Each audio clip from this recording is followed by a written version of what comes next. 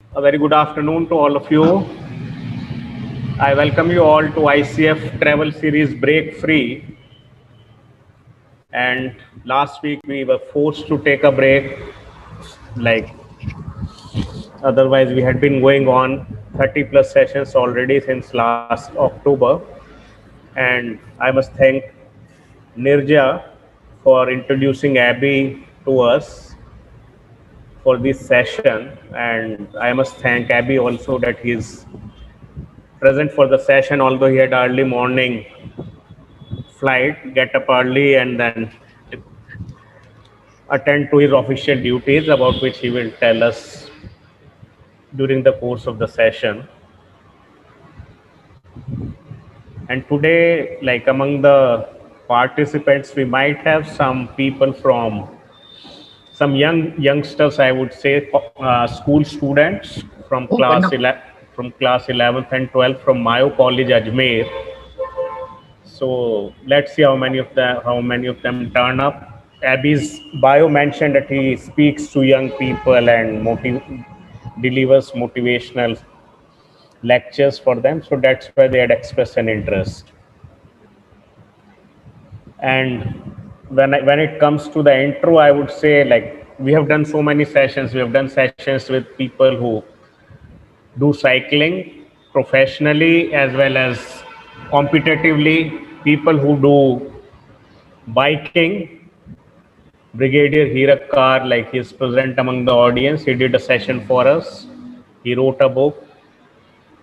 And people who have done hiking, trekking, mountaineering, swimming, so many things. So they have done those activities individually over an extended period of time. But Abby has managed to, like, club all of them together. So that's going to be the uniqueness of the session. So I would leave the intro to Abby. Over to you, Abby, now. All yours, and I'm happy that today, like, we are going, I would say, like, going above the ground. All the other sessions, they have been focused on land activities that we do on land, but today, like, let's go beyond. Over to you. Okay. Thank you. Thank you so much, Mr. Vivek. And firstly, Jai Hind, and good evening to all of you. And obviously to the the brigadier who, if he's there, so my salutations to you. Always a privilege to have anybody from the senior service, uh, who's whom I get an opportunity to try and impress a bit, even after 27 years of uniform. Okay. Firstly, thank you, Mr. Vivek, for giving me this opportunity. And yes, it's definitely a different kind of session that I'm going to do. So far, I haven't mixed and matched so many things that I shared in the presentation. So I'll try and talk to you about what I have done, how I have done, and how most of the things just seem to happen. They just seem to fall in place. Like the old saying, it was not by choice but by default. And I continue to do them, and that's maybe one of the reasons why my name and the nickname came about. I am known as Abby by the Air Force, and the suffix "the rebel" came into being because it was just an attitude that if something was there up for a challenge, Abby would try and do it, and it didn't matter whether I succeeded or failed, and I continued to do it. And I would like to thank my badminton partner, Miss Nirja. Uh, when I was doing my master's in defense studies, there were a lot of sports and games, and I used to play badminton. So I was looking for a partner, and she had the guts to become my partner when nobody else was willing to uh, get into the same court with me. And yes, we did pretty well. In fact, I think we continued. I don't know whether she, even me, we were not so sure that we would go on to do so well, but we thought we'll win a few matches and go on and do well. But finally, we in fact beat the favorites, the top seeds in the semi-finals, and we reached the finals. So that was indeed an achievement, and that's why since then I've always called her my baddie partner. And of course, her husband is my senior from the Air Force, and we share a great friendship. In fact, with Nirja, I have also been on the dance floor. We have done a fusion dance in a event at Staff College, and of course, she'll also remember we did a lot of hikes. when we were doing when I was doing my masters, and that's also one of the highlights of my life. The amount of hiking that I did in that 1 year at Uti, in a place called Wellington. I'll share a few photographs of a couple of hikes that I did there. Uh, okay, so I will start by sharing my screen. I've got made a small presentation. To be honest, I didn't know where to start and where to end, because I have always said that I've been extremely lucky to be in the Indian Air Force, which has taken me to all the corners of the country. And I have learned by this time that there is so much of rich heritage in India, so many wonderful places. There are so many wonderful things to see that you don't need to leave India to go outside to find anything else. Yes, I've done a few foreign trips, but today I feel that I have not explored India enough. So somehow about 2 years back, I decided that I will not go abroad. I will just try and explore as much as possible within India. And believe you me, there are some places, no, there is a small map that I have, which I'll try and show you. And please bear with me on this as I try to get my presentation also right. Okay. So if you can see the screen, no, I initially started putting those black dots on the various places that I have been to, served in, and I started writing a list. And then I realized that it was impossible to compile it even in 1 or 2 slides. But yes, I started off from Khadakwasla in Pune in the NDA, and then went on to the north. And if you see, I made a list of Adampur and Pooch and Rachokri, which are terrorist infested areas. North India, East India, Central India, Southern India, West India. All over the country, you name it, and I've been lucky enough, and the Forge has given me that opportunity to go to all these places. In fact, there are a lot of places that I may mention which you may routinely not find on the map. You may not have even heard of places. There are places like Surya Lanka, Sulur, Nal, Nalia, Uttarlai, Suratgarh. So these are the places where there are military stations and we have stayed, and these have enormous amount of Indian historical facts about them. There are some places where there are monuments which nobody has gone to, and we used to go there as a matter of routine. That means if there's a Scotland picnic, we just go across, spend some time, spend a day and come back. It's only when a few of my friends started visiting me and I started taking them out for a drive to these places that I actually ended up realizing that these are things that ideally India should showcase to the world. In fact, my brother-in-law, that is my sister's husband, I remember him coming to Nalia, and I took him to a place called Mothala. Nalia is in the Kutch. If you see the map, see the state of Gujarat, there are 2 black dots. If you see the one which is above that, northwest corner, that is the area, Nalia. It is the closest city, as they say, to Nalia is Karachi. And when we get airborne from Nalia at night, we can see the city of Karachi. And to the east is Bhuj, which is 100 kilometers. But there is a small town called Mothala. And I took him to a temple. And the kind of carving, the kind of painting, the kind of architecture that is there rivals Dilwara temples of Mount Abu. And I'm amazed that we have never discovered it. I'm amazed that Indian tourism has never looked at it. And there are places in Kutch like Koteshwar, Lakhpat. Lakhpat is a place, and now maybe I'm just going off my planned sequence of talks, but this is what is going to happen because there's so many places that I could not recollect when I was trying to make a presentation, but they will come about as I keep talking. So where the second dot is in Gujarat state, to the east of that, there's a small place along the coast called Lakhpat. There is a Gurudwara there. This Gurudwara is famous because Guru Nanak, when he went around the world, this was one of the places that he had come to. And there used to be no water. And that's where Guru Nanak has hit his foot and created water at that place. And that's how fresh water came in. The other reason for calling this place Lakhpat is it is on the sort of the Kutch area. And they used to say centuries ago, the amount of trade that used to take place used to be 1 lakh rupees. Now imagine 1 lakh rupees a few centuries ago. That set me thinking. I remember as a child, a soft drink was available for 2 rupees. Today, it's available for maybe 30 rupees. So 15 times. But imagine if you go backwards a couple of centuries ago, 1 lakh rupee trade is massive, is just massive. Similarly, to the west of Lakhpat, where the black dot is on the top, just above that, it is exactly on the India-Pakistan border. Of course, there is that complete area which is full of quicksand. But there is a temple called Koteshwar. This temple is built on an elevated land. And, they talk of shivlings. There are thousands and thousands of shivlings all along. It's one of the best scenes that I have seen in my life. Unfortunately, like I was just telling Mr. Vivek before we started the talk, we in the Forge are not allowed to keep smartphones. And like, for example, this is the phone I always used all my service life till I retired. Nokia 100. That's it. No cameras, no data. So many places that I went to have no photographs. Also, I'm talking of the times which are in the late 90s, and so many of the people would remember those were the days of normal phone cameras with film rolls.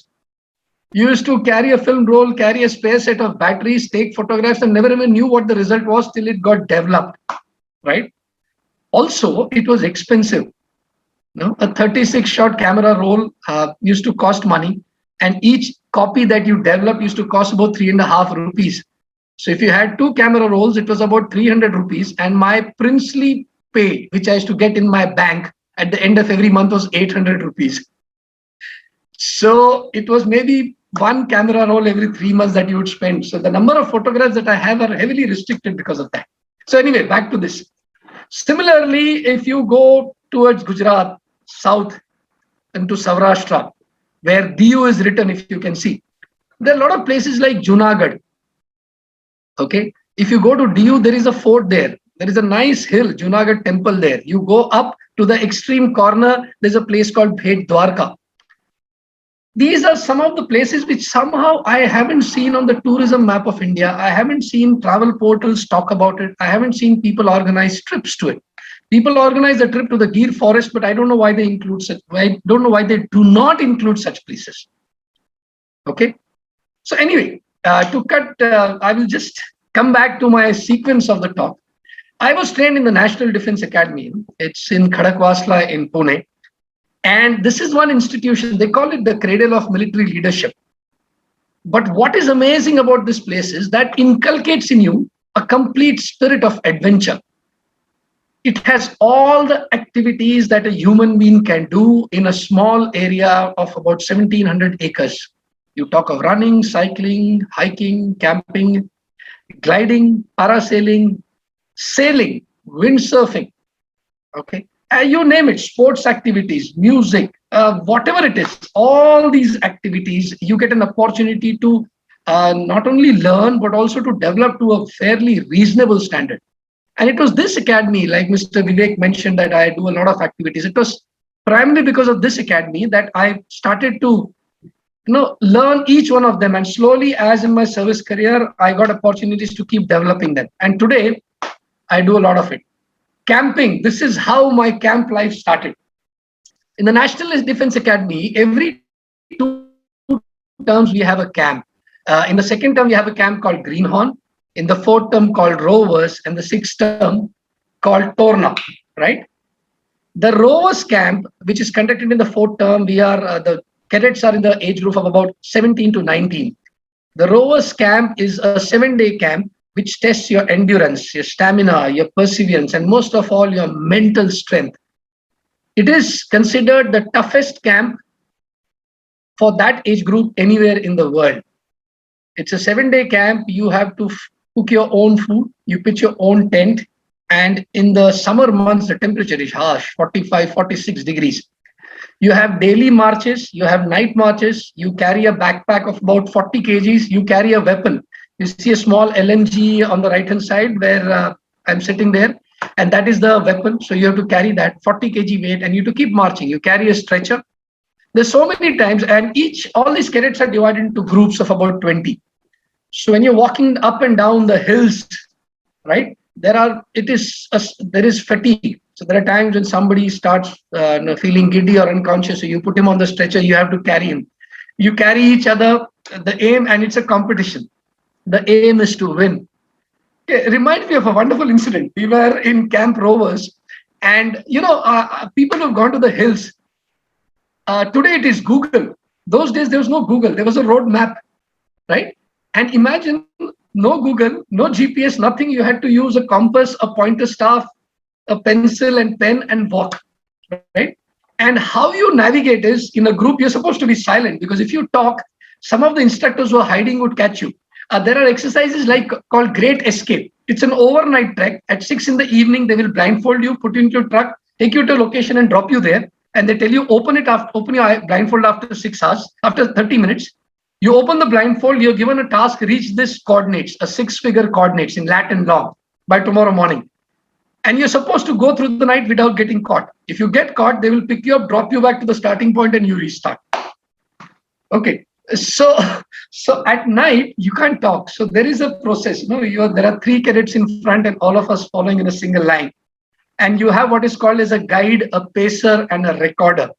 So what do? The guide is the one who's got a map. So he's looking at the map in the tiny pencil light and walking along the hills. The pacer is the one who counts steps.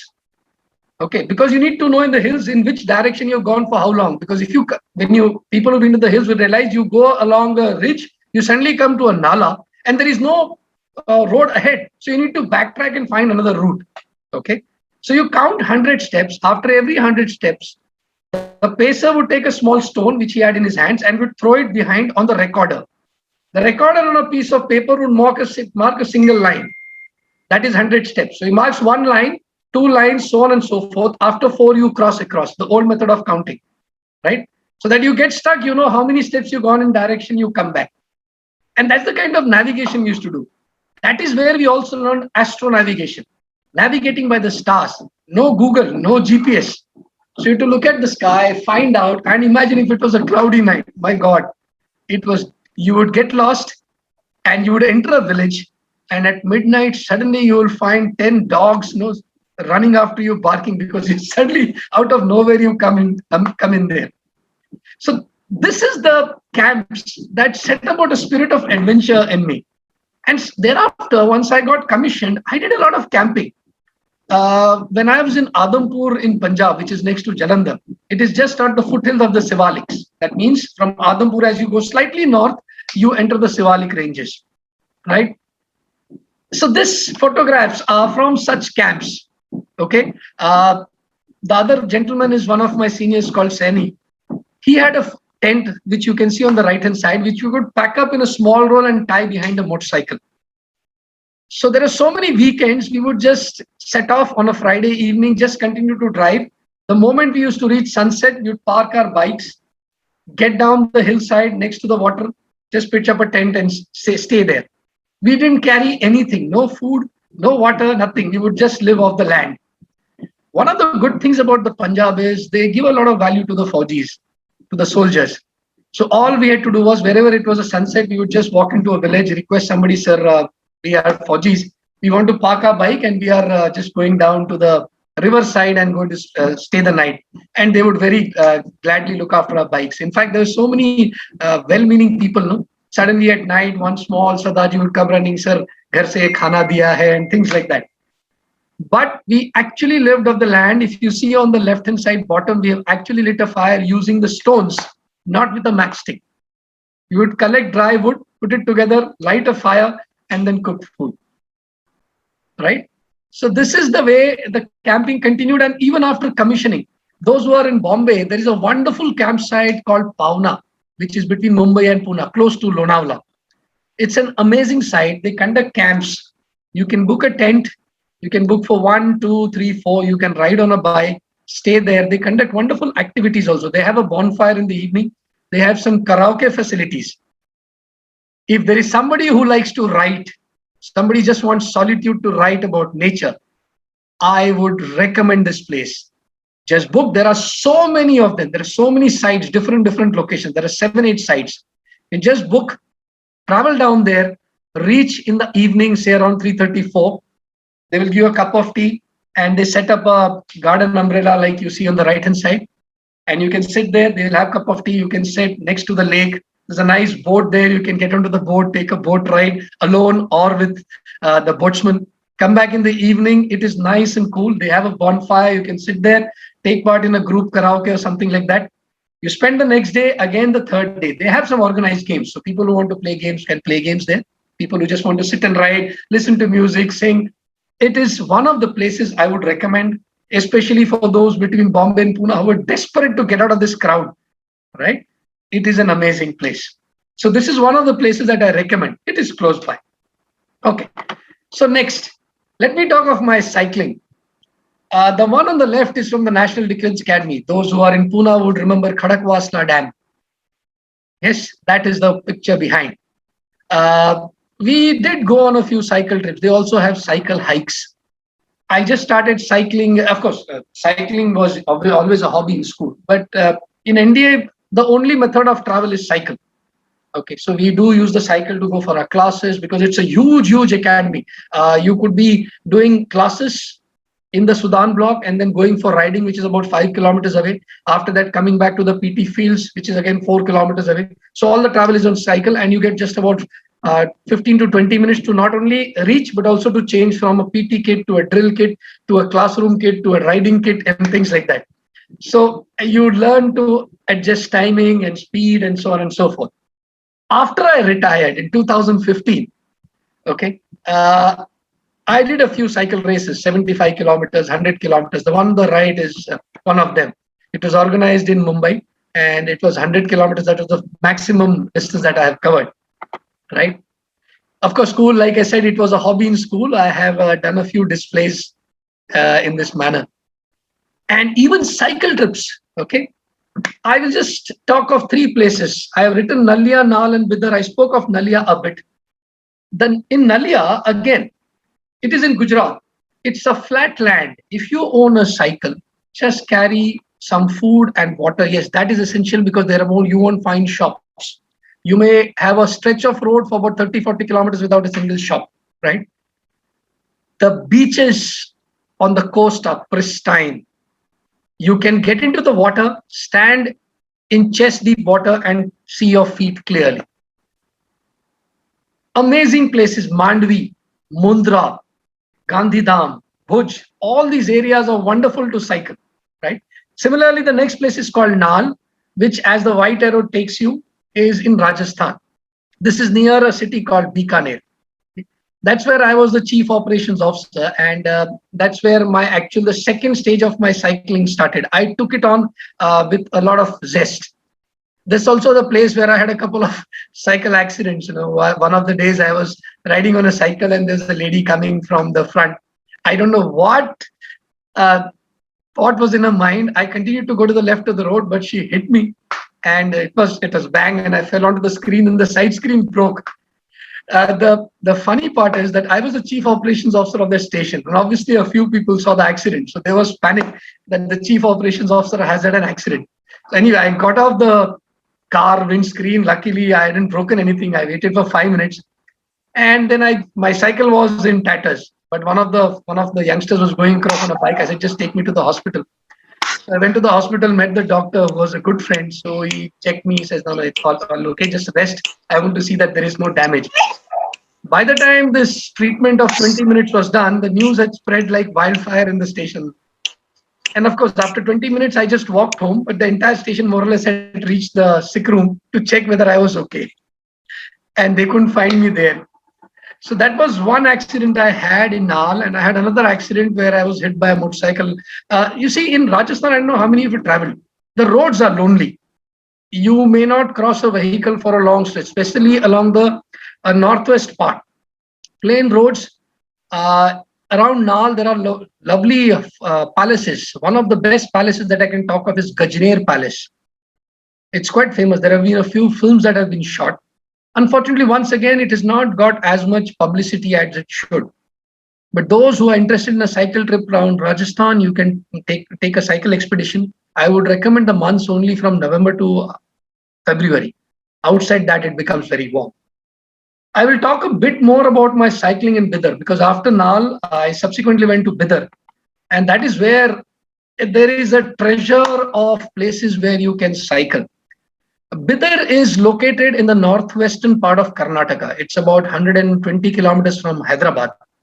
And it has got some of the best monuments. I will talk about Bidar in more detail because I would recommend the people who are interested in history to take a trip to Bidar, spend 2 to 3 days because there are some wonderful ancient sites, right? Uh, for example, look at this temple.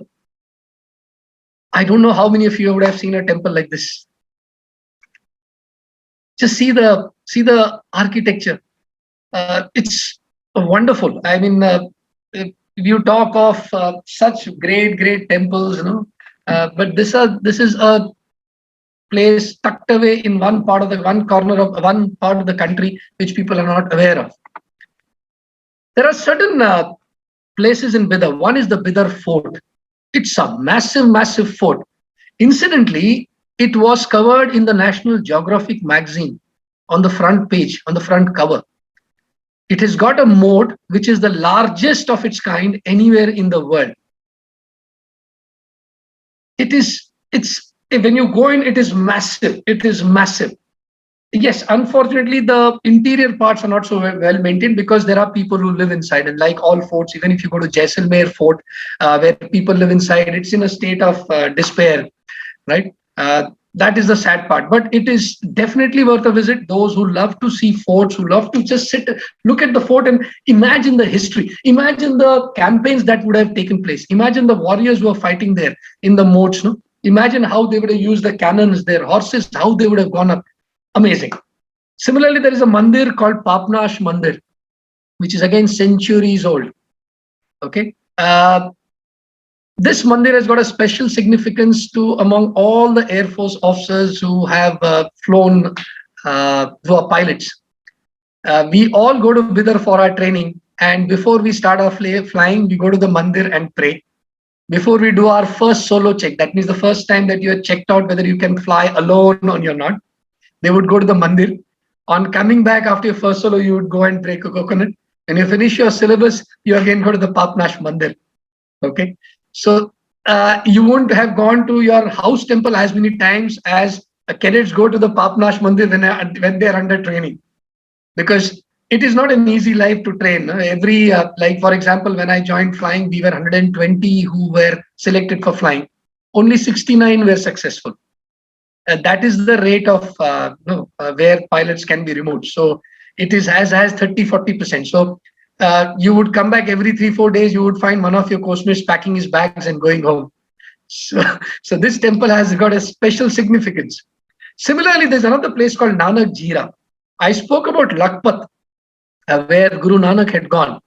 Nanded is again north of Bidar, which is obviously Sikhs would know, is one of their holiest shrines. In fact, Nanded, the Gurudwara is so good that when I fly over that area, even at a height of 35-40,000 feet, which is about 9 kilometers above the ground, you can see the Gurudwara. It is so clear. It's amazing, right? Nanak Jhira is one more Gurudwara, which again, Guru Nanak had come to that place. There was no water. Like it happened in Lakhpat, he struck the ground with his foot and fresh water came. There is still an opening in the temple from where the water flows. People come from Punjab. There is a direct train from Amritsar to Hyderabad. They get off in Bidar, spend a day there. They collect that water and take it back with them. It is again one of the holy shrines for the Sikhs. Similarly, as you leave Bidar and go towards Hyderabad, about 25 kilometers just short of Zahirabad, there is what is called as a Narsimha Jharna temple. They call it the water temple, right? There is a Narsimha Murti inside. To get to the Murti, you have to wade through chest deep water. In the monsoons, it gets flooded. Obviously, you can't go there because otherwise you would have to go under the water. So again, it is one of the rare places that I've seen. I haven't seen any of the temple anywhere in the world, which is for which to go through, you have to wade through chest deep water. And I've seen devotees come with their kids, keep the kids on their shoulders and walk through. That's one place. There are also old mausoleums there, and they are hundreds in number along the road. I mentioned the place Janwada. So as you leave Bidar and go along Janwada Road, on both sides of the road, you will find them. There are old mosques, there are caretakers. It is, I haven't seen these photographs and I wonder why. So anybody wants to write an article, just go to Bidar, spend 2-3 days, you will find so much to write. And I assure you, you plan for 2 days, you won't be sufficient, you will keep extending. So I would advise you not to book your return ticket till you reach there, because you may end up extending the stay. Bidar is also famous for something called Bidri work. This is an ancient artisan's delight. It is basically black metal in which they put silver. There is a village which is there, Bidri, which is sponsored by the government to preserve this particular art. Government gives them some grant. These are famous. Small, you can have all kinds. You have animals, you have ashtrays, you have glasses, you have cups, you have saucers, and they're expensive because there is silver. But this is an art worth seeing. Okay, I think I've spoken enough about Bidar. There are more institutions, there are more art places in Bidar, but then no, I would just, I don't want to concentrate on Bidar. I will go on to something else. After I retired, I came to Bombay, started cycling. And yes, I do cycle regularly. I at least cycle once a week, and I have gone as far as Lonavala once, which has been the longest. It was tough, yes. But there are places in and around Mumbai which are a cyclist delight. People don't think of Mumbai like that. People think of Mumbai as traffic, heat, humidity. But it is amazing. Powai Lake is one of the best places to cycle. In fact, today I can tell you this, all along the Eastern Express Highway on a Saturday and Sunday, if you go for cycling, you will find hundreds of cyclists in groups. There are cycling groups, professional cycling groups, right? There is a nice night heritage tour of Mumbai on cycle. It takes you along the old installation, starts from Gateway of India. The best part of this is you just sign up for it. You don't even need to take your own cycle, just reach there. They give you a cycle. You drive around, they will give you a cup of tea, some snacks, and they'll take you to all the British buildings and construction of that time. Similarly, there is a beautiful RA cycle ride. Do you know that inside RA colony, there is a New Zealand hostel? It was donated by New Zealand maybe 40, 50 years ago. I have driven there. I have tried to find out the history that nobody knows the history. It is so sad, right in the middle of a reserve forest, there is a New Zealand hostel and nobody knows how it came about. Okay. Similarly, there are Kaneri caves, right? Again, another wonderful place to see. I would recommend, if you are in Mumbai, there are cycle trips. People also rent out cycles, hire a cycle and ride around. Yes, again, recommended seasons are only November to February, unless you are a fan of heat and humidity. But yes, I do cycle throughout the year, and once you get used to it, it's not so challenging. There are some locations which are closest to my heart. I just tried to mention a few. In fact, when I started to list the locations closest to my heart, I didn't know where to stop. But I have tried to list a few. If you see on the screen, the left one where it says Hamara Bharat Mahan is Wagah border. I don't know how many of you been there. If you haven't been there, you must. And you must see the flag lowering ceremony. It is a sight. It's a sight to behold. The drill that they do, the word of commands that they do. I love the board, which I deliberately, though, okay, one more disclaimer. In all the photos which are of earlier times, you will find me. I'm sorry, but those days there was no smartphone, so limited photographs, like I said. So obviously you took your own photographs for memory, and so it will be there. So kindly bear with me. I love the board. India, the biggest democratic in the world, country in the world, welcomes you. That's the board that you see as you enter, as you reach Wagah border. There are, of course, Amritsar is famous, Jallianwala Bagh, and there are other different places that you can see. If you go towards the right of the screen, to the center of the screen, there is a small temple sort of thing. This is a very famous temple inside an Air Force station next to the runway in a place called Bakshi Ka Talab. Okay, this is in Lucknow, north of Lucknow. Okay, this temple has been there for ages. There are maybe thousands of bells inside. This is just next to the runway. And I had no idea. We went there for an exercise. I landed and I parked my aircraft, went back to my room. Next day, when we came 2 days later, suddenly I discovered this temple surrounded by trees. It is, it has got historical. No, I'm saying I don't know why such places don't reflect on our travel portals. I don't know why people don't talk about it. Similarly, of course, if you go down, you can see the place called Khajjar, the photograph of Khajjar. How many of you have been to Khajjar? There, if you see the small hut there, next to the hut, there is a board. There's a flagpole with boards in all directions. One of the boards says Switzerland 6,192 kilometers. So I wanted to know what is the significance of the board. In winters, this place is as beautiful as Switzerland. And I've gone there during my jungle and snow survival school. It is covered with snow.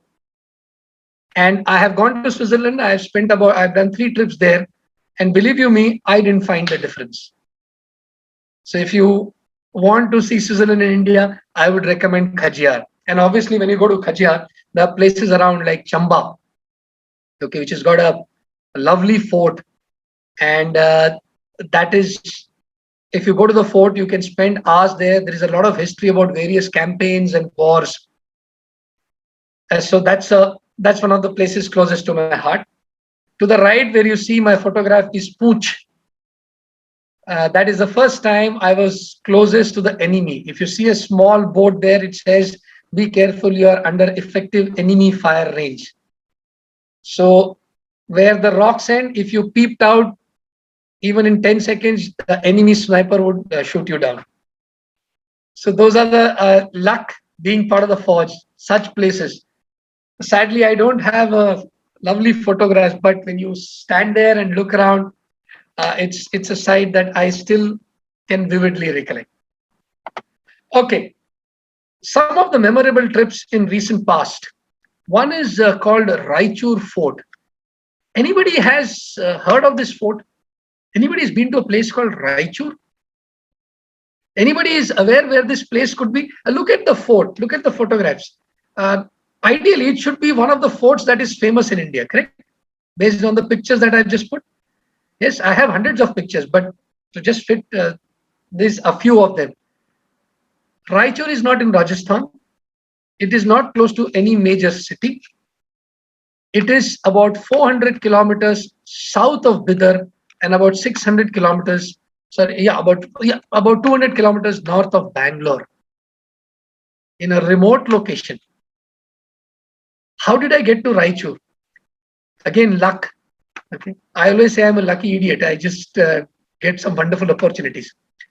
The Air Force commissioned me to spend 7 days looking for old abandoned runways from the British era, because we knew that there were some locations and we wanted to check if these runways could be used. So I started off from Bidar with 3 of my colleagues, and we were looking around, going to villages, asking people, and I discovered about 7 different runways. One of the runways was about 10 kilometers north of Raichur. So we went to the runway, we did the survey, and this runway was, I found, most suitable in case the Air Force wanted to use it. Of course, since we wanted to go to the district commissioner's office to check whether it belonged to the government or to private entities. And that is how I landed up in Raichur. Okay, we went to Raichur, met the DC, and then as I was leaving Raichur, I suddenly saw a fort, and I said, let's just go there. We went there, and this is what I found. I spent about 3 hours, and they were not sufficient. So we came back, stayed in a guest house. One more day I spent, saw this place, and came. This is Raichur Fort. It's amazing, right? Next, Nandi Hills. Those who have been to Bangalore, it is one of the best places to go either for a hike or for a bike ride. I was in Bangalore. I fly for an airline, and I was based in Bangalore. So what would I do? I was staying alone since my family is in Bombay. So every day that I didn't have flying, I would book a bike, pick up the bike in the morning, pack my breakfast and a thermos flask full of tea, and just ride out. Just ride without any set routine. Just ride. The aim was to ride minimum of 300 kilometers and take a different direction every day. And I discovered so much in and around Bangalore. And it is so economical. It is, you hire a sports bike for about 300, 350 rupees, fill up tank full for about 600 rupees. For 1,000 rupees, you will get a journey worth lakhs. Nandi Hills was one of the trips that I made. For those who are interested, just a few trips. Of course, if you don't want to go on a bike or if you don't want to go on a hike, you can also drive down. Just a few tips. Please reach there by 5:30 in the morning. If you reach even at 5:40, the queue to get inside Nandi Hills could be as long as 5 kilometers in those 10 minutes. All right. Uh, and of course, if you go on a car, expect to walk a bit more because the parking is extremely tight. So if the parking gets full up, they don't allow more cars up. It is like what they do in Rohtang now. They give a pass only for up to 100 vehicles from Manali. I think 100, or I don't remember the exact number, but recently I had gone to Manali. Again, like I said, a lucky idiot I am. How did I go to Manali this time? I am doing a consultation for a film on the Indian Air Force. It's called the Tejas, and Miss Kanna Ranaut is the lead actor. So I had gone to Manali to train her, and I got a couple of days off. So I again just drove to Rohtang, saw the new tunnel. But if you want to go to Rohtang, don't use the tunnel, use the old road. That is the most scenic. So anyway, getting back to Nandi Hills, get there well in time, definitely by 5:30. Otherwise, the queue is so long. One, you won't get parking, and secondly, you will miss the sunrise, which is the highlight of the place. It's you can trek for about 4 or 5 hours. There are so many small temples. You see this photograph in the center top. It appears to be some sort of a jail or something for prisoners. There are temples inside of different deities. It's just it's something. I mean, I don't have words to describe, especially in winters. It is wonderful. Okay, this is a waterfall close to Bangalore. There are about 13 of them around Bangalore. Just look at the water. We talk of Joke Falls, okay, and there was the recent controversy after the pandemic, the flight opening up, and there was a lot of crowd in near Lonavala and all that place. Look at the waterfall. Again, about 60 kilometers from Bangalore. Just pick up a bike, go there. You can spend 5-6 hours. One of the best part is they have it pretty well organized with a nice railing and all.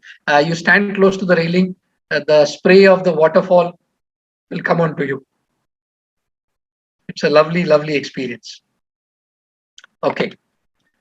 This is another memorable trip, Kochi. It's something like man versus wild, as they say. Look at the vegetation, look at the water. Take a boat ride. It's about 4 hours. You won't regret doing this. Okay. I will just move on slightly faster now. Okay. Look at the screen. There is something interesting about this photograph. Can anybody just look carefully? I'll give you 10 seconds and tell me what you find. First look. This is me sitting at a window as a passenger. I looked outside and the first thing that came to my mind was, I wish I had somebody with me and I had a pen and he had a pen and we would have played dots and crosses. Look at the sky. Look at the lines. This is the trail of aircraft that have crossed. It's like those dots and crosses that you play. This is some of the wonderful things about aviation that you get to see in the sky. Okay. Look at this. The sunset. Bottom right is not the sea. It is the clouds. I'm flying above them. Today morning also, I had a reporting time of 3:30. We got airborne for Ranchi at 5. From Mumbai to Ranchi is dead west. We were going straight into the sun. And we saw the bright sunlight. And believe me, when we climbed to a height, there were no clouds. We saw the sun coming out right from the horizon, right through and through, till about 30 degrees up. And the sun rises extremely fast. Within about 2 minutes, it was about 10 degrees above the horizon. Okay. On the bottom right, you can see an aircraft. Sorry. Yeah. On the bottom right, you can see an aircraft within the clouds. On the top is the Jamnagar refinery. I used to fly for Reliance and used to go to Jamnagar regularly. Right. And on the bottom left is actually, I was taxiing out from Bangalore and I saw the sun, which appears to be bisected by the pole, is the sunset. Okay, one more. This is, I was in Kuala Lumpur. Look at the bottom three photographs, the one from the right bottom. You see the aircraft coming into land. It appears as if it has disappeared in the sun and come out again. Those people who would like to write about aviation and all, there are a lot of places where they have this aeroplane spotting. Okay, so you can sit there and there are different kinds of aeroplanes that would come. You will get some amazing photographs. Those who are interested in photography, this is one of the places to be. Even in Mumbai, if you go to Bombay, you sit short of runway 32 outside, you will find aircraft landing above you. There are some of my good friends. One of the persons to follow is called Anis Bajpai. He's on Twitter. Some of the photographs he shares are out of this world. Okay, my city, maximum city, as they say. Let me start from the top left. This stadium is famous, Wankhede Stadium. I have taken the photograph from the air. To the right top, you can see the entire bay of Mumbai, South Mumbai as they call it. Bottom right is Mumbai by night. And on the left is Bhima Shankar Hills. This is what you will see when you're coming into land. If you're sitting on the left side and you can take a nice view of this. Okay, my biking. It started way back. Some of my biking partners way back in the 90s. Please understand, those days no Google, no petrol pumps. On the bikes, we used to carry jerry cans, 10 liters each behind each bike, because you may not find a petrol pump for maybe 100, 150 kilometers also. And then, of course, when I retired, I bought a Harley Davidson and started riding. I can go on about riding more and more, but I'm reaching 45 minutes and I want to at least go through what I had planned. This is near Mumbai, Nhava Sheva. Doesn't appear to be so. Okay, I'll quickly talk about what is called as jungle snow and water survival, which I did a course. The course is for 6 weeks. They teach you escape and evasion, survival techniques, which include protection, location, food, water, and shelter. We stay for 3 days in the jungle, in the snow, and in the water. Since I'm from fighters, I have to stay alone. Those from transport stay in a group. That is the single canoe in which we are supposed to stay. This extreme left is the canoe. The one in the center is a bit of practice. And if you see on the right, you can see a group that is for transports and a fighter guy. And you have to spend at least a full day and a night in the water all by yourself. Right? You have to cook what you can. You got those transferable stoves with fuel, small packets. You have to strike a match and cook, catch fish and eat. Snow survival. This is in Kufri near Rohtang. If you see the center, the photograph on the left, okay, where I am standing alone, the winds are of the order of 60 to 70 kilometers per hour. It was difficult for me to even stand there. I'm trying an effort to stand. And you can see the wonderful terrain in the background. You're supposed to stay in the snow for 3 days and 2 nights, build your own shelter, make your own water. The challenges there are, one is the weather, shelter, because you can't do anything. You have a parachute, you have to make an igloo. At those times, in those temperatures and those heights, if you work for about 2 to 3 minutes, you start seeing everything yellow. This is primarily because of the lack of oxygen. You get what is called as hypoxia and hyperventilation. Hyperventilation is when you start breathing faster to get more oxygen. Okay, you get whiteouts because everything is completely white.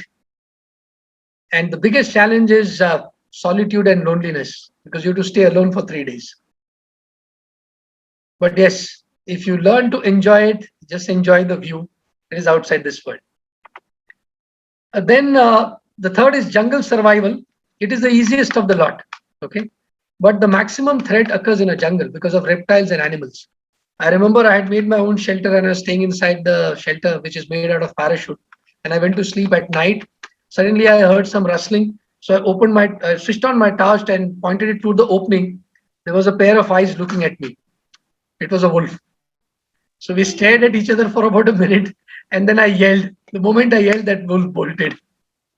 And there are a lot of reptiles around. You need to find food from the jungle and eat. So that's where I learned how to catch a rabbit, catch a snake, snare it, cook it, eat it. A jungli murga, if you're lucky, that's a decent thing. And this is one thing which people who like to go on trek should know. एक पेड़ होता है जिसको कहते हैं खुजली वाला पेड़, right? You know, wherever ये खुजली वाला पेड़ होगा, next to it there is a tree called jungli palak, and that's an antidote for this khujli ka ped. So if you start getting itchy, just prick out the jungli palak, rub it on your hand, and the itching will go. Right? Why am I telling you this? This khujli wala ped is a tree whose leaves you can use to make the most nourishing soup that you want if you are alone without food. So you take this, boil it in water, throw out the first boil it the second time, and then have the water. It is one of the most nourishing soups that you can have. That's one of the survival techniques that we learned. Okay. So there are things you can do. There are amazing things you can do in a jungle. Okay, so that's about what I have tried to cut short most of it. I'm trying to leave a bit of time to some questions so that when you ask me questions, I can tell you more about all my trips and whatever adventures I had, right? So I will end it here. Thank you so much for listening to me. Like I said, one rider, most of the photographs had my pictures in them because in those days we only had hard copies, no soft copies. But yes, I've been lucky to go to all parts of the country. There is an entire part of India called the Northeast India, which is one of the most beautiful parts of India, which I haven't touched upon, primarily to limit the time that I am talking so that I give you a chance to ask me questions. Right? Thank you once again for listening to my monologue. And yes, I am now ready to take on whatever questions you have from your side. Please shoot. Thanks a lot, Abby. And this monologue will now be a dialogue with the participants, like joining in with their queries and questions. Please go ahead, sir. So I think we can take the first comment from Brigadier Hirak Kar. Sir.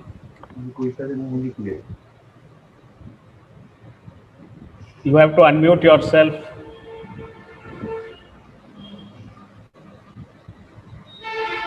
Abby, it was a wonderful presentation and it reminds me of my younger days. Not that I'm old now, I'm aged but not old. I still keep traveling, but this COVID is what has stopped it.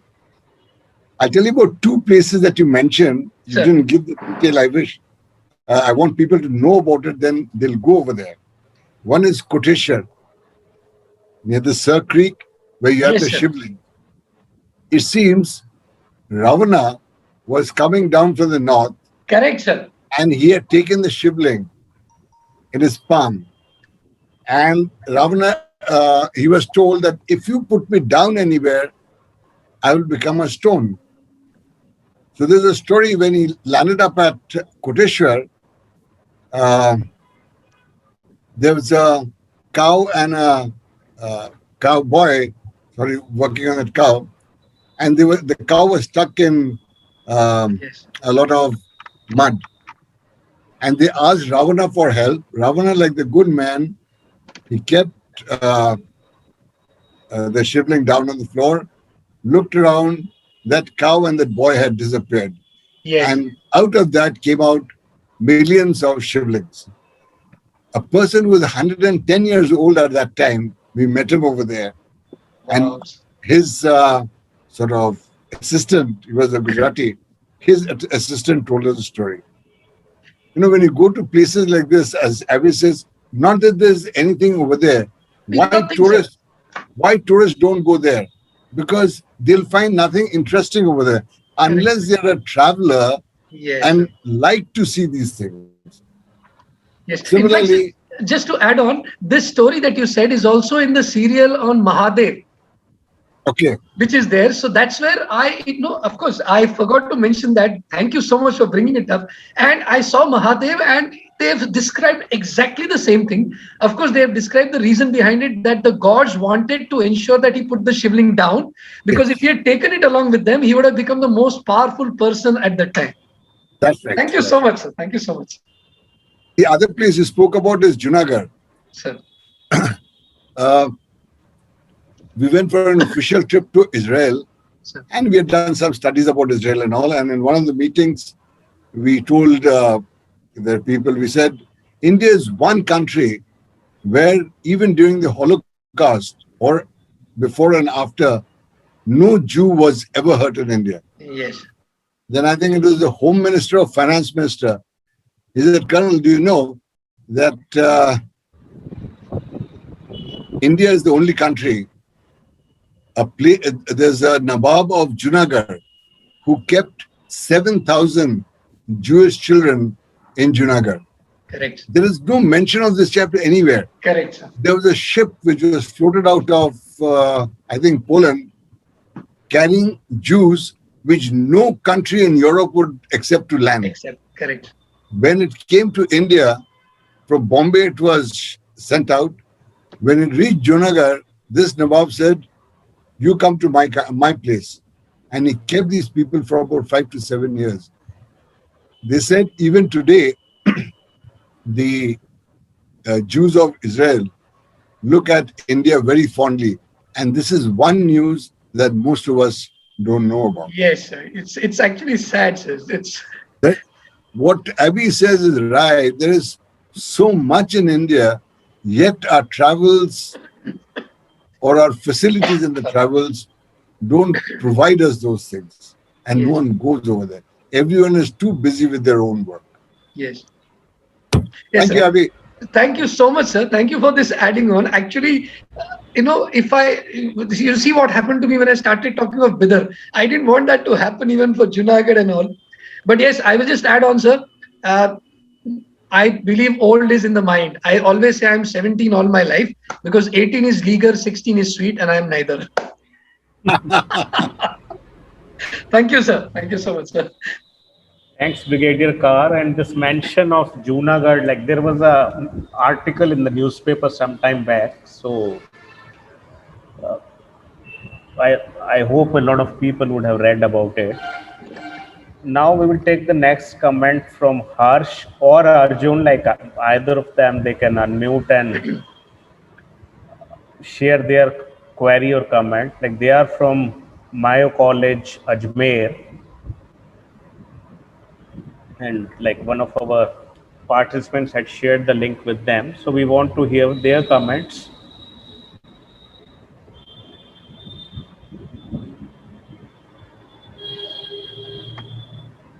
Hi, Hello. this is Arjun. Yes, Arjun, please go ahead.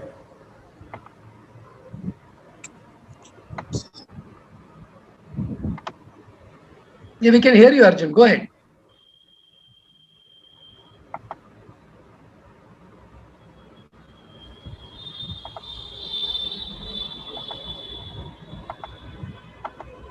I think there is some. Yeah, there was some technical issue. Okay. Yeah. So I really enjoyed the webinar. It was something refreshing and it was pure, unlike like it was not study based or something like that. Sure. Thanks, Arjun. And Abby mentioned a lot of cycling. And unfortunately, today was ex-speakers who had done sessions with us on cycling. They're not there. But we have Neera Jain. Like she edited a book on cycling, which has got 39 stories of cyclists from India. Wonderful. And her daughter Malvika, she runs a group called Cyclops on Facebook. So Oh, wow, that's nice. over to you, Neera, for sharing something about cycling and maybe how Abby can add to it or benefit from it.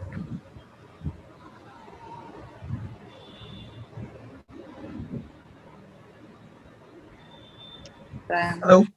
Hello, everyone. Hello, Can you ma'am. see me? Can you hear me? See me? Yes, yes, yes. Okay.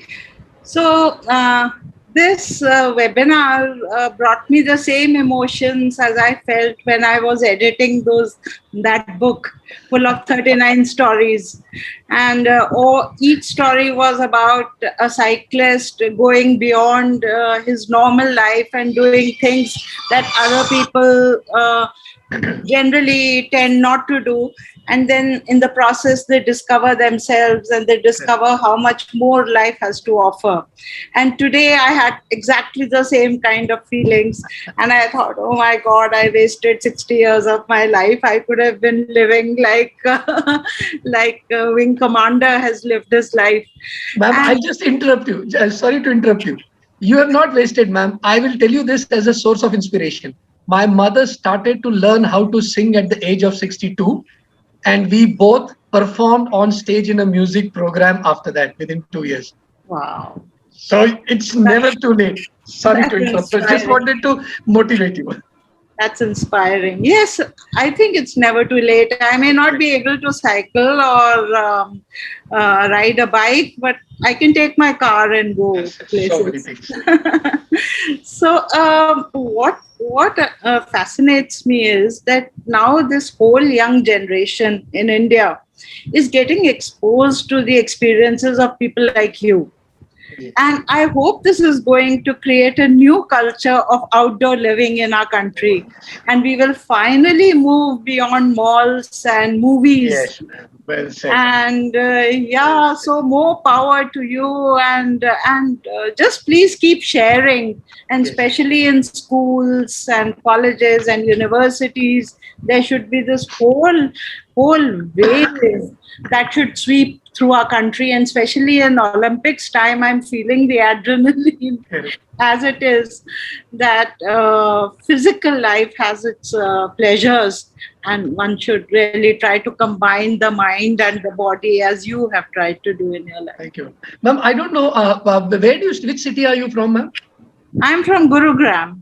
Oh, okay. I will tell you this, ma'am. In Bombay, Pune, I can vouch for it. In Bombay, I go for a long run once a week, a cycle trip and a bike trip. Outside this area, on the Eastern Express Highway, on a weekend, you will find hundreds of runners, hundreds of cyclists, hundreds of bikers, and there is nothing planned. They just want to ride out, see what comes their way, eat what they find, or they carry their sandwiches and water. It is catching on, and I have seen this increase tremendously in the last 3 to 4 years. Right. I And just this don't- is why my daughter's online cycling company is doing so well. Exactly. When she started it, she could have never imagined that cycling Oh, yes. would become so interesting for India. But it is. It's great to see all this. Yes. Thank you. Welcome, ma'am. Welcome, ma'am. Thanks, Neera. Mr. Yogiraj Singh would like to ask the next question. Sure. Yes, sir. Sir, first Yeah. of all, thank you very much for your adventurous monologue. And sir, I would like to ask that, sir, what was your main motivation behind joining the Indian Air Force? And sir, how do you feel after flying the 15 aircrafts? Okay, I will tell you this. If I start telling you about what motivated me, I think Mr. Vivek will just cut me out because because I will start off and won't end. I did a talk on this for over 2 hours, but I will tell you just a brief thing. I always wanted to become a soldier right from my childhood days. There is still no friend of mine, no teacher of mine who believes that I have actually left the Air Force today, because they said the only thing we saw you from the child that we saw in you was wearing the uniform. So it was a childhood passion, and I worked hard towards it. I really had to work hard because I have come from a complete civilian background. Yes, my grandfather fought in the Second World War, but then he quit and joined the police service. So I have no background of the armed forces. and Indian Air Force was a completely different thing. I studied in Gujarat. There are hardly any Gujaratis in the forge. I was among the only three when I joined the National Defense Academy. But yes, the basic motivation was to wear the uniform, serve the nation, and of course, flying was an added attraction. Uh, if you have time, someday we'll talk about it, and but be ready to listen to me for a long, long time about this. Thank you so much for the question, sir. Yes, sir. We'll love to hear about that thing. Thank you, sir. Thank you so much. Yes, I Hello. we can have another session for like school and college students. Sure, sir. I think Nitish Chaudhary wanted to ask something. Yes, sir. Yes, sir. Jain, sir. Jai Hind. Sir, I wanted to, first of all, it was really a wonderful session, sir. Thank you. So much.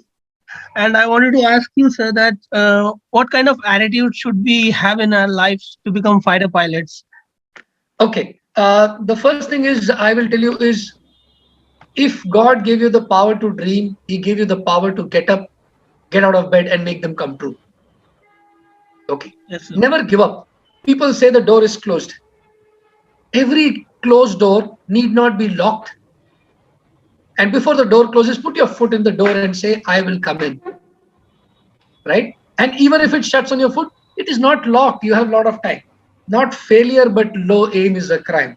I said at the beginning, why do they call me the rebel? In fact, the rebel is actually something anathema to my way of living. I follow the rule to the T. But this rebel is primarily because I never give up. Okay. When people say, how do you never give up? I said, I will tell you this. Even if I die and they're going to light my pyre, my body will tell them, give me 5 minutes, like Jesus, I may come back to life. Never give up. That is one attitude that need to have to wear the uniform. The brigadier will agree with me. Never ever give up. Because you are beaten only when you think you are, not when others do. The entire world can say you have lost. Till you say I've lost, you can never lose, and never say I've lost. Right, sir. Absolutely. So, another question, sir, about sir lifestyle and the kind of discipline should we have in our life if we are going towards the interview, the AFSB.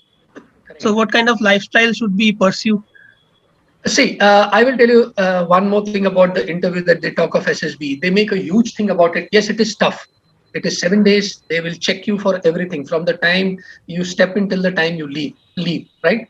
You cannot make a fool out of them. The people who test you are psychologists. They have seen hundreds and hundreds and maybe thousands of people like you.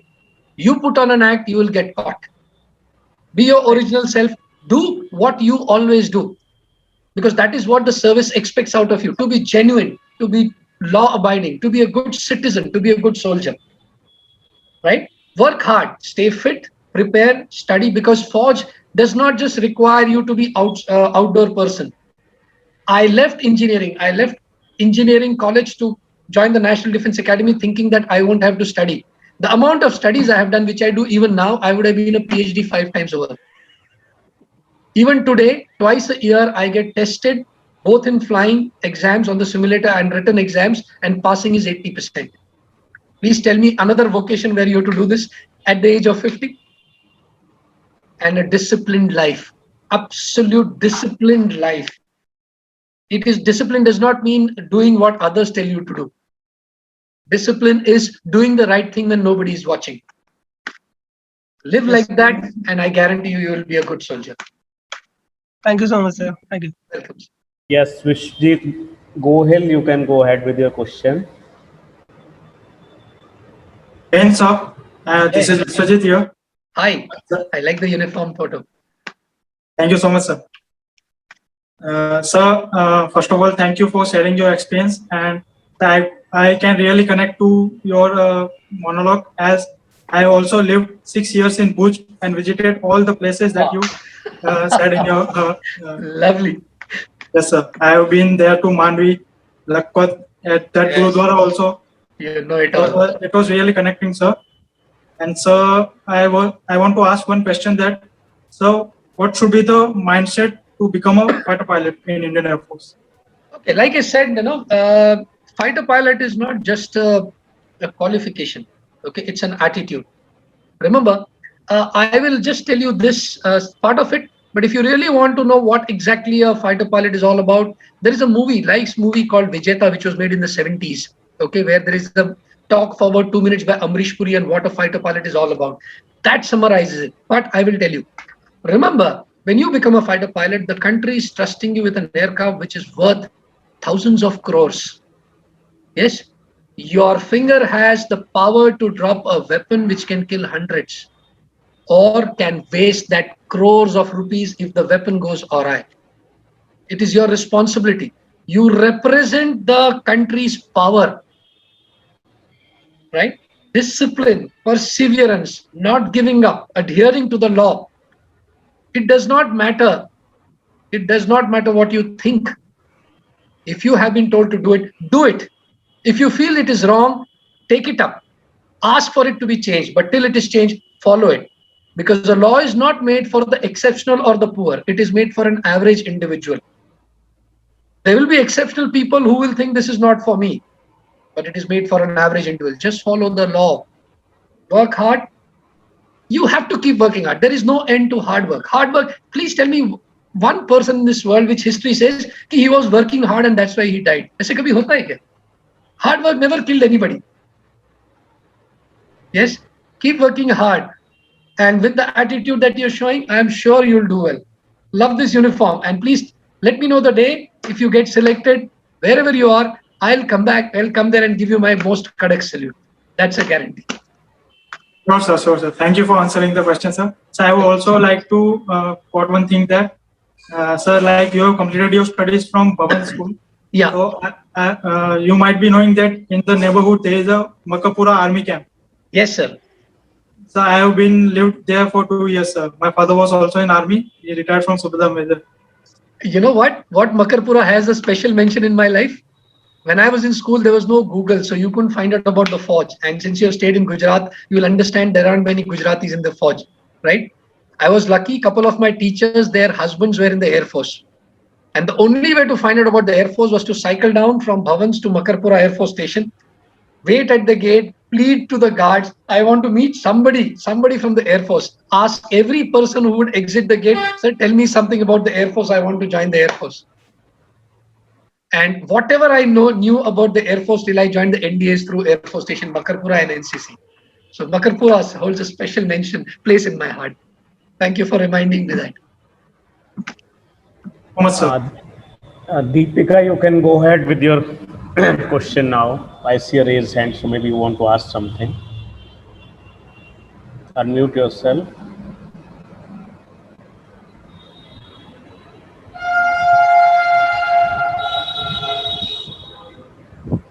Deepika. Hi, can you hear me? Yes. Yeah. Hi, Abby. Good to hear your experiences. It was nice. I feel like picking up a bike and just going out over there. Hit the road now. Mission accomplished, ma'am. Thank you so much. Okay. Abby, now, these days you must have heard that there are quite a few landslides going on, Yes. It's true that so many of them are happening all together in Himachal and Uttarakhand. I was just wondering if you have you ever got stuck in a landslide? Yes, ma'am. Or and when you are on such road trips, especially in hills, do you have a word of advice like how to if you are in such a situation, how to handle that? Yes, ma'am. I have got stuck in landslide 3 times, right? I had Okay. photographs, but I didn't want to share them because they were not so great, and no smartphones, like I said, so I couldn't have selected, edited, and put it. They are just photographs of जिसको photo लेके मैं upload कर सकता हूँ. The first time it happened was I showed you a photograph in the beginning where I showed the camps in the hills, where there's a tent and another colleague of mine where we are cooking. So me and my colleague Sani, we were riding to Shimla and we got stuck in a landslide. And thankfully we had a 100cc bike, a Kawasaki Bajaj, which is quite light. And yes, any Fauji will tell you that if it has to be done, it has to be done. We just had 3 days off and we were from Adhampur, so we had to go to Shimla. We just touch it also and come back, but we had to do it. Otherwise, going back and telling people if we didn't make it to Shimla, we would have made a fool out of ourselves. So we actually picked up the bike, walked across the debris to the other side, continued, came back. The landslide was still there. We picked up the bike, walked across the debris, and came back to Adhampur. and we got only 2 hours in Shimla. Now that is something to be remember. Like you must be remembering this for whole life. Correct. And similarly, I was posted in Bareilly and I had gone to Nainital and I was riding to Kasoni, Bhintal, Tallital, people who have been there. Oh, I didn't mention that, but this is another part of the country you must go to. Bhintal, Tallital, Kasoni. Kasoni is the place where army officers would know is the, I think, regimental center. And beyond that is Hemkund, Valley of Flowers, Rudraprayag, Karan Prayag. My God, you go to this place, you will deposit your passport or dump it in the closest dustbin because you will not go abroad again. It is out of this place. Okay, so that's once again I was riding alone and I got stuck in a landslide across, and I didn't know what to do because I had only 3 days chutti. Thankfully, as Kismat, like I keep saying, lucky idiot, I found 2 Jawans who were on the other side. So I waved to them, they waved to me. So I walked across, showed them my iCard, they came, picked up my bike, went across to the other side and continued on my trip. When I came back, they had cleared the landslide. So I have come across landslides, of course, because I ride a bit. Some of the tips in the hills, most important, ma'am, I've seen a lot of people who ride in the hills who switch off their bikes, put it into neutral and go down slow. There can't be something more dangerous than that. Please always drive in low gear. Don't try and save fuel by that. You won't save much. Drive in low gear. That is one tip. Second is always carry a bottle of water and some glucose biscuits with you, because you could get stuck and have nothing to eat and drink for some time. Right? And in the hills, always overestimate your travel time by 50%. If you think it's going to take 1 hour, calculate 1.5 hours, because the turns are quite a big. Of course, roads now are very good. Honk at every turns. Yes, all those rules apply. If you go to the north, if you go to Rohtang and all, please be careful of your bike. I remember going to Dalhousie on a bike trip at Katori jungles, removing my tires, adding snow tires, and then riding up because you got to change it. The problem on riding on a bike is also, of course, now you're very lucky. You get tire puncture kits and electric air fillers and things like that, which I have. Earlier days, it was not so. So on a bike, I had to carry a spare tire, and changing the spare tire of a bike is quite difficult. Ideally, if you're going on a long trip, always go with at least 2 bikes, so that if one bike fails, the other can go across and get some help. Ma'am, if you connect, I will share you a nice list of items that you should carry on every bike trip. It's about 30 items, which I have compiled over a period of time. I'm sure everybody on this webinar today would like to have that. I will share it with Mr. Vivek, maybe in your next webinar or through your sources you can share it. This is over a period of time. As I gain in experience, I've kept adding like a Swiss knife and things like that, a flask, okay, a glass, and so on and so forth. I kept adding that because every time I've gone on a bike trip, I always fell short of something and I kept adding it. And it's not very expensive, but it will save you a lot of trouble. I can go on bike trips, but then I will not stop. I have this problem of talking. I may have missed something in between. Did you talk about the Kinnaur region? Ma'am, I spoke about one is north of Nainital, that is Bhintal, Tarnital. Yeah, no, I did hear this one. I said maybe. No, I didn't speak of Kinnaur, ma'am. I have gone to Lahore Spiti, but luckily the ride was uneventful, so I don't remember much. I always say, no, if something goes wrong, you'll always remember it very well. In fact, actually, I have an interesting event to share. We were on a trip to Lahore and Spiti, and this was at the time when we had this cloud burst at Kedarnath, and there was those massive devastations over there. So we had only reached a place called Kalpa. It's a small town near in Kinnaur. Where they were. Am I audible? Yes, Yes, Deepika. So we were stuck in that village for 7 days at that time of the time of cloud burst, because everywhere there was a landslide and Kinnaur region was completely cut out. So that was something like we could never make it to Spiti, but that trip remains a very memorable one. Memorable one. Yes, even getting stuck was a memorable thing. And then, if there's one place like you were just saying that we should go to Bhintal and beyond, then if there is another place you have to go, then it has to be this place called Kalpa Valley in Himachal, Kinnaur. Yes. The view is just beautiful. 1 week in the small village, And I mean, it wasn't enough. Even though we were stuck, we were actually enjoying being stuck. The beauty of the place is such. Eventually, we were airlifted by ITBP, Oh, okay. and the car had to be brought back after a month. Yeah, Anyway, that's nice talking to you, Abby. I believe I've Same taken too here. much of time. No, no. Thank you. so much. Thanks, Deepika, for sharing your experience. Rinu Smita, Yeah, hello, Abhi. Jai Hind, ma'am. Jai Hind. Actually, listening to all this and mother to sons who actually enjoy trekking a lot, their schools. I was just wondering, why don't you start something? Why don't you start a trek or trekking program of yours where we can all join sometimes? And we would love to do that. You would be a wonderful person to do that for all of us, actually. I would Sorry love for to do. interrupting. Sorry for interrupting. I would second Renu Smita over here. So you already see a group coming up over here now. Yeah, Think we are about all it seriously. we are all mothers from Mio Boys. Actually, our sons are in Mio, so all of us connected very well to your talk. Thank you, ma'am. I'll tell you. That this is in response to both the ladies. Actually, no, ma'am, I left my previous job and joined a new job primarily because this company I got into a contract of 21/9. That means I work for 21 days and 9 days off. And my main aim was during these 9 days to start something like this so that I could motivate people to do the activities just by doing it and telling them, come along. If I can do it, you can. Unfortunately, this COVID and all has ruined everything. And I don't know when it is going to be possible, but yes, I don't intend giving up. I will definitely start. Uh, I hope to do so. I have my fingers and I can't show you my toes, but my toes crossed too. There with you. Just whenever you do it, just share and we'll be there. Thank you so much, ma'am. Thank you so much. All the best. Bye. so Abby, what I can do is like we have a group of travel presenters, Great, sir. the people who have done sessions for us. I will add you to that, and there are people who can provide the logistics and operations. And Great, sir. Great, sir. I think something positive will come out of it. Definitely. That would be amazing, sir. Ritik Bhatia, Cadet Ritik Bhatia, you can go ahead with your query.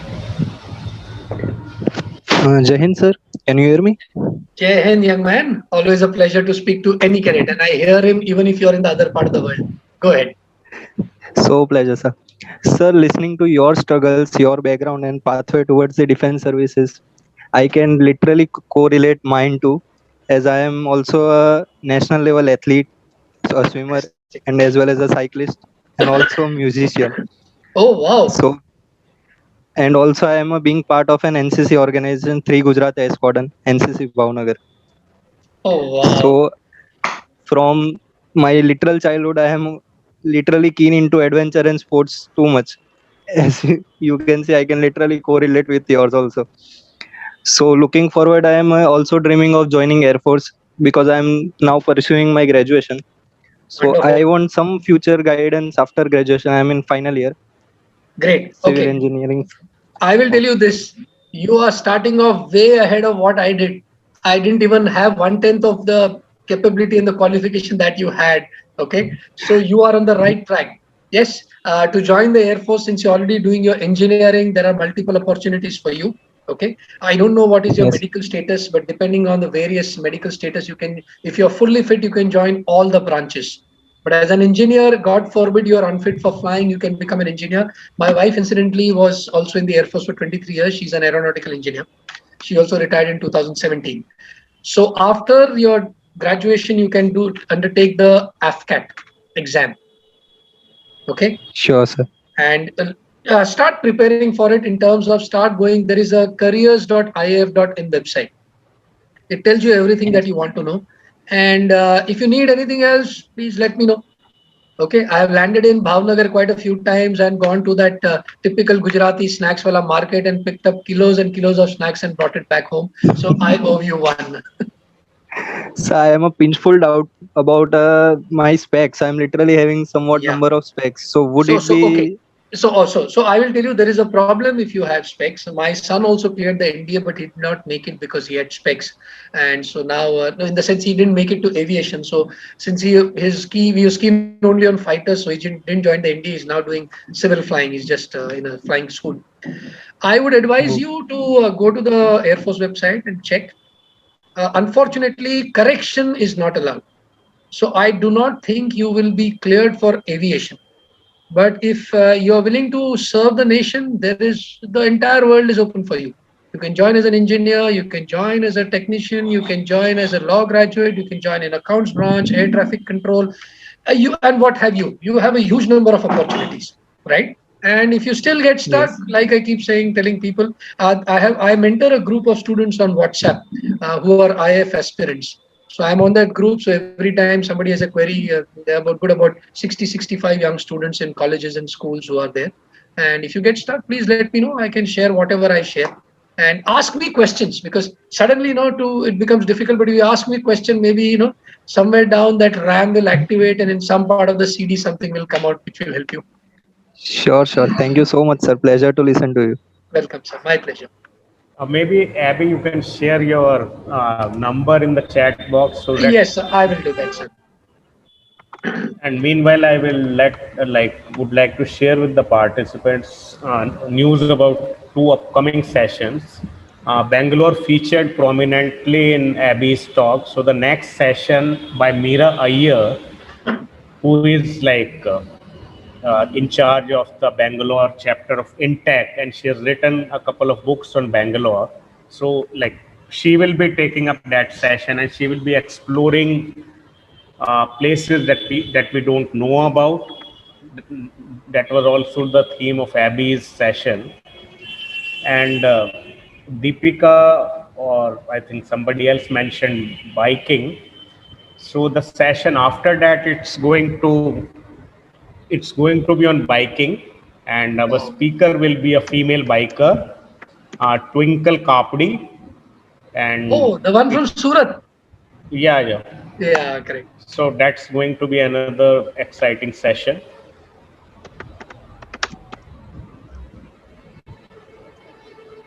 And you also mentioned some sites between Mumbai and Pune which are good for writers, if they want to write. So we do have one participant who is into writing from a writer's circle, Tinat Atifa Masood.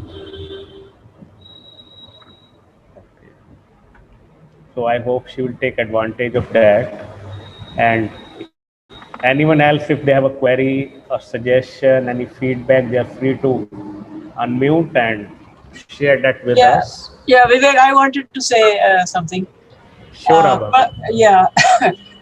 First of all, Abby, that really was enjoyable and unexpected pleasure.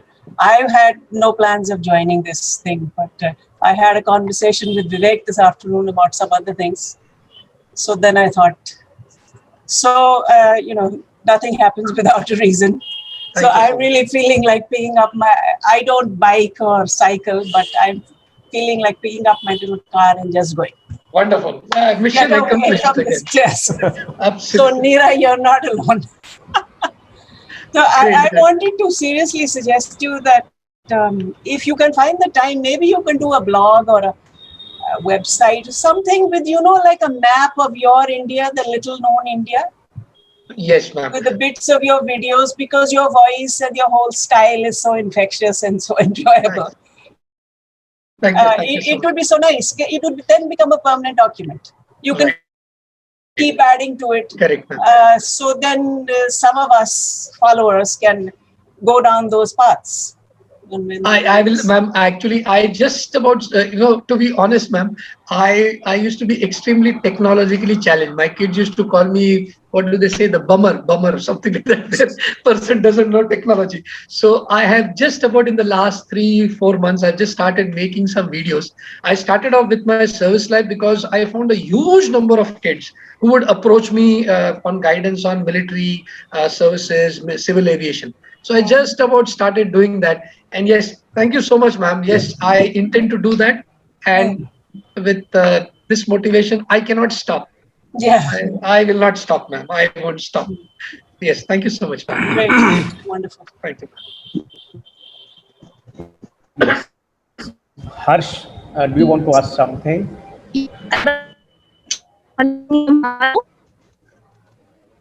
Hello? Yes. We can't Hello. hear. Yeah. Yes. Hello. Yes, Harsh, please go Yeah. ahead. Yeah. I think there's some problem Yeah, with your you audio. can type in your question in the chat box if it's a question, or if you want to share something, there is some issue with your audio. Yeah. I just wanted to. I wish you could share something more on your experience, because I stay in heart and very low to leave. So just wanted to Okay, I believe you said no, to share something about your experience in the Northeast. In fact, ma'am, to be honest, I was lucky as Brigadier Carr would realize when we do our masters in different studies, we go for an advanced area tour, and I spent about 3 weeks in the Northeast in Arunachal Pradesh. So it's yes, I would love to share it, but to share that, I would require a dedicated session. It is one of the most beautiful parts of the country with adventures unlimited. I'm sure there would be no army also who would say, who would, we've been to Arunachal. Mishmi is where the ITBP and the Assam Rifle units are there, the campus there in Mishmi. I can hear you broken. I'm not able to make it. I just heard the about voice. ITP. Yes. Yeah, the voice is breaking. Can you type your question, please? And I think it would be an injustice if we don't ask Nirja to. Oh yes, yes. I've been waiting for her to give me her brick bats, or कभी तो बोलेगी ना कि yes, Abby, you are okay. I can pull her leg. Nirja, you have to unmute. Nirja, please unmute. I'm sorry that I'm not really too well, so I was just I thought I'll just lurk and listen to Abby speaking. I know Abby's a great speaker, and Abaji, actually, you asked him to write a blog, and he writes on LinkedIn, and he's very active on social media, so he does a great job of it, and he's got a lot of fan following actually.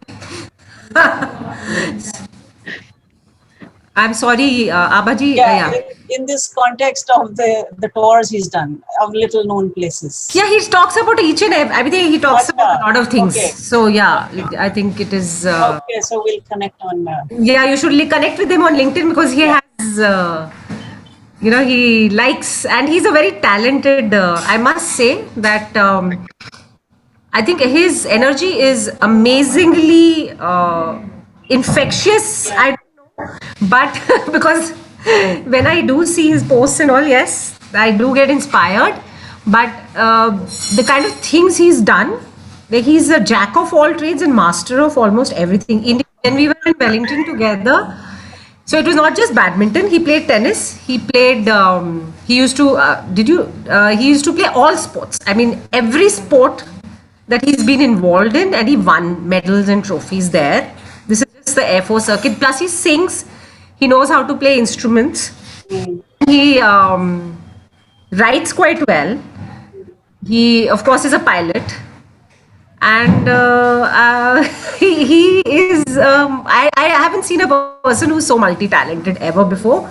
And then all the sports, the sports activities, the biking, the hikes, the running, I mean, nothing can stop him.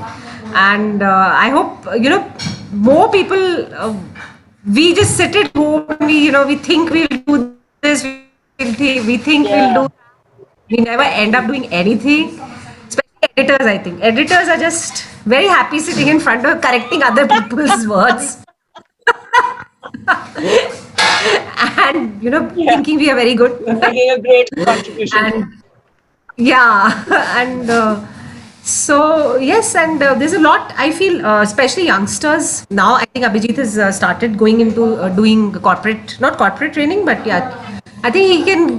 I've asked him and I told him he should do this. Talk to youngsters, talk to people, take them around. What he has done, it's very inspiring.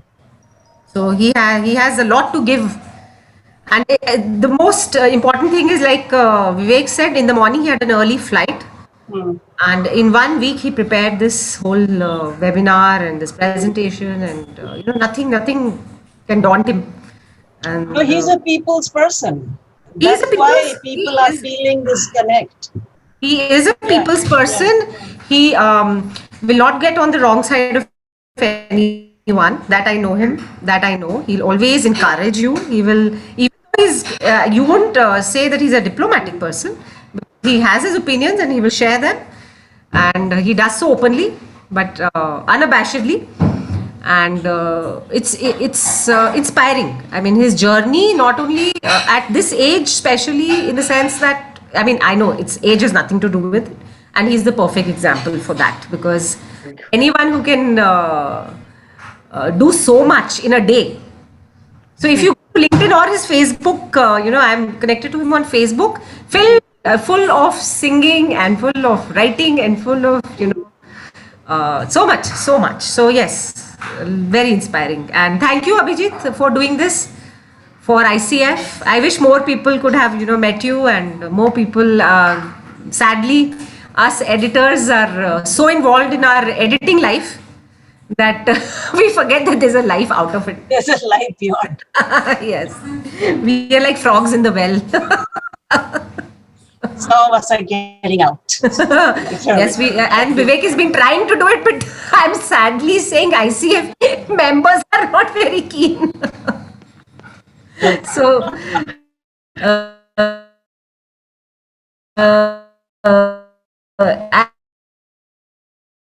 there's so many Yeah, questions. Reenu Smith actually shared the link with the school students, but after the session started, she said, I think I should have shared it with some higher ups also, so that the push to attend, if it comes from the principal, then Yes, all the students would have been there. So we can have a subsequent session, certainly. And Abhijit, maybe you can share, see, what is more inspiring is, of course, the students of Sainik schools and military schools will be more inspired by your journey. So yeah, you can have another session. Maybe Vivek can arrange that too. He has a magic wand as far as arranging things is concerned. So yeah. Thank you so much, man. Thank you so thanks, much. Nirja. And Really good. I have two queries for Abby. One is, what do pilots do when they put a plane on autopilot? Because if it's a long journey, I think the plane will be on autopilot. So how do they spend that time? So this is what I do. Today I went to Ranchi. It was a 2.5-hour flight, and I had to get up at early morning because I had to be Abhijit, your voice is breaking up. So hello, can you hear me now? Clear? No. Hello. No, it's very. I mean, there's some kind of disturbance in your out. The. 1 second. I think Just give me the. 10 seconds. 10 seconds. Abha was mentioning about Silent Valley, so I just want to ask if anyone from among the participants has been to this place, Silent Valley. Better? Yeah, better now, or is it still the same? Yeah, there is some crackling. I'm so sorry. Let me try and stop the video. It was perfect earlier. I don't know what happened. Maybe the question put him off. What do pilots do when the plane is on They sleep. autopilot? They go to sleep. Yeah. Let me try another. No, they have to. I know. I have asked my husband the same question. they don't. They have to keep monitoring what is happening. They cannot just So one pilot may catch up on sleep for, especially for, I think, very long hours. Like my husband has flown for 10 hours at one stretch, and at night time. So you're crossing countries. You're crossing so many time zones. So, it gets to you and the body suffers. So one of them may, I don't know how, Abhijit, maybe will know better. But that is, yeah. Okay, can you hear me now better? Yeah, it's better. Okay, so okay, I'll answer the question. What do pilots do when the aircraft is on autopilot, right? So today morning I had this flight, and so I left my house at about 2:45 in the morning, and then I after coming back I had to attend my MBA class. I've just started doing my MBA in aviation. So in this 2 hours outbound and 2 hours inbound, I was sitting and studying. I was trying to learn quality management and trying to learn some financial management, which is just not my cup of tea. Double entry bookkeeping and economics and things like that. So every time I have a long flight, I carry something with me to do. But yes, the point is, even if it's on autopilot, we can't do anything. I'll just share a short experience. About 3 days back, I was flying to Jaipur, and about 400 kilometers from Mumbai, when we leveled off at cruise with the autopilot on, I had a hydraulic failure. One of the hydraulic pumps had cracked, and obviously half the systems don't work. So after that, till the time I came back, and then we changed the aircraft, went all the way to Jaipur and came back, I didn't have even a second off. I mean, yes. So the point is, systems do fail, and you have to continue to monitor all the time. The only advantage being that with the autopilot on, after every 30 minutes, I can't sit still. So I get up and walk in the cockpit and get back onto my seat. So that was the first question. Yes. You must have heard of a lot of information about pilotless aircraft. Yes. Yes, they have tried trials. But the point is, finally, it's a machine. In aviation, it's a three-dimensional thing. If the machine was so good, you would never have had pilots. The pilot is there because you need him when the machine fails.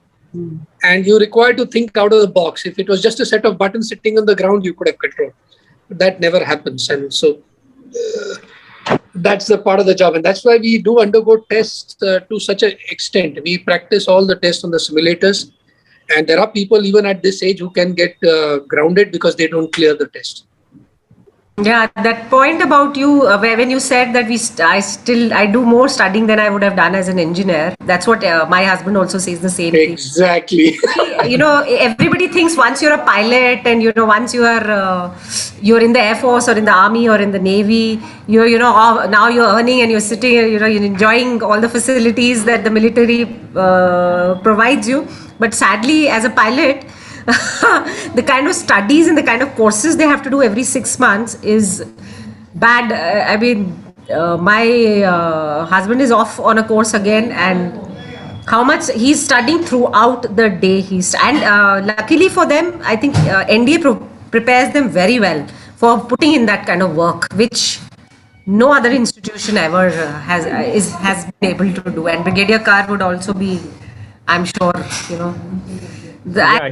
Actually, we should send our editors to NDA, because then we can work for hours together. I can do only 5 pages at a time, and I get up, especially when if it's when it is fiction and you have to think and it is badly written.